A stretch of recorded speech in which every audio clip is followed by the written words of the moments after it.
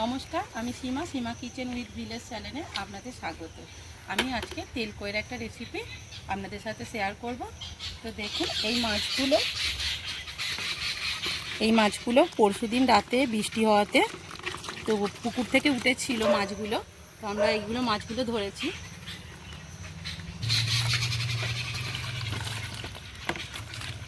কত বড় বড় মাছ দেখো,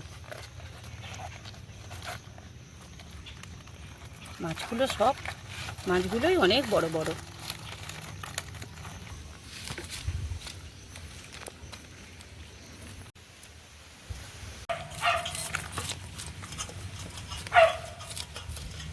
মাছগুলো সব বেছে ধুয়ে পরিষ্কার করে নেব। মাছগুলো ধুয়ে নিয়ে চলে এসেছি। মাছেতে এবার নুন আর হলুদটা মাখিয়ে নেব। হলুদ গুঁড়োটা দিয়ে দেবো।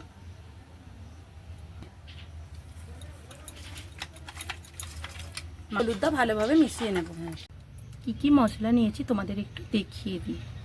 টমেটো কুচানো নিয়েছি, আদা কুচানো নিয়েছি, কয়েকটি শুকনো লঙ্কা নিয়েছি, জিরে আর ধনে।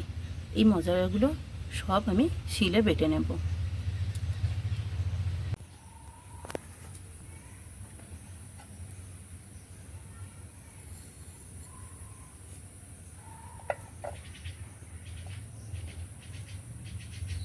জিরে আর আদা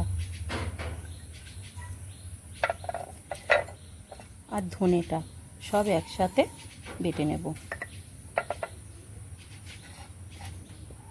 আর শুকনো লঙ্কাটা দিয়ে দিলাম। সব মশলাগুলো একসাথে বেটে নেব।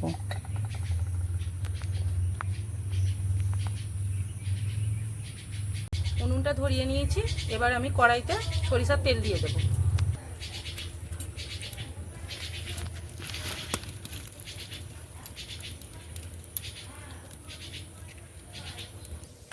তেল গরম হয়ে গেছে। এবার আমি মাছগুলো একটা একটা করে দিয়ে ভেজে নেব।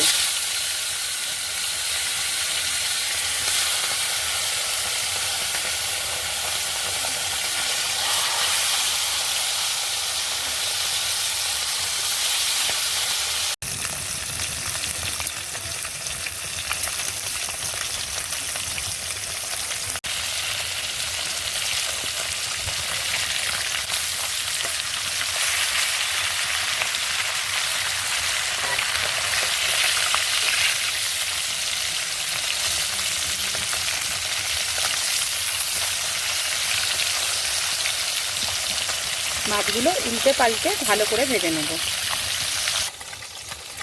মাছগুলো ভালো করে ভেজে নিয়েছি। এবার মাছগুলো তুলে নেব।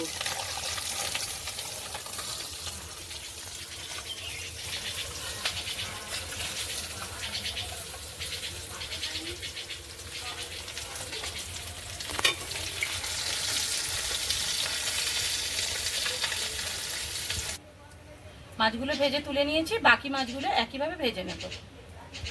এই মাছগুলো ভেজে নিয়েছি, এগুলোও তুলে নেব।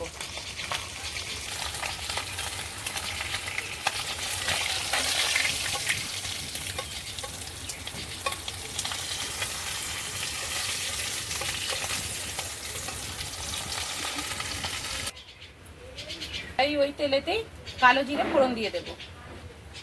কালো জিরেটা ফোড়ন দিয়ে দিলাম। এরপরে দুটো শুকনো লঙ্কা ফোড়ন দেবো। টমেটোটা বেটে রেখেছিলাম দিয়ে দেব।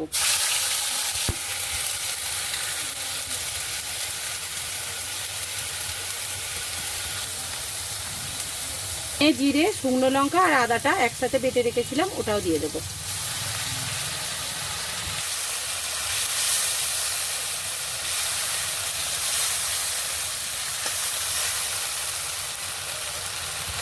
হলুদ গুঁড়োটা দিয়ে দেব।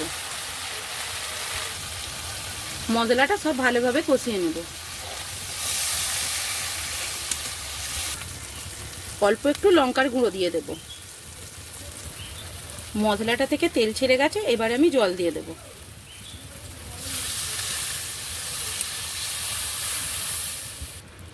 পরিমাণ মতো নুন দিয়ে দেব।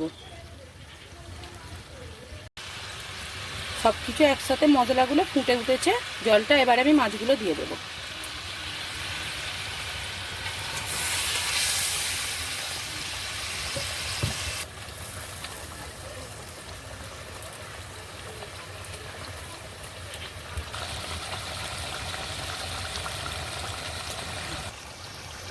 মাছটা ফুটে গেছে, এবারে কাঁচা লঙ্কাগুলো দিয়ে দেবো। নাবানোর আগে একটু সরিষার তেল দিয়ে দেবো।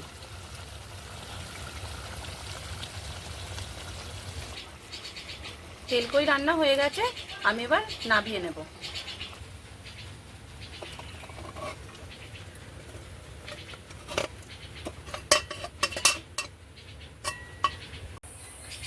খুব সহজেই আমি তেলকইটা তৈরি করে নিলাম।